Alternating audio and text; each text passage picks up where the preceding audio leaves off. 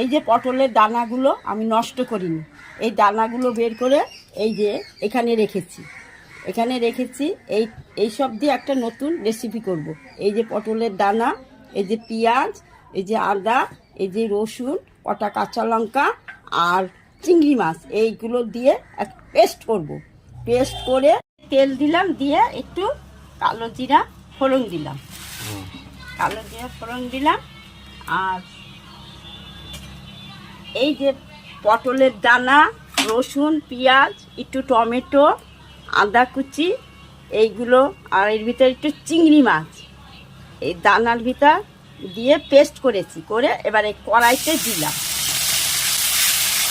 এই যে পটলের দানাগুলোর ভিতরে একটু লবণ দিলাম,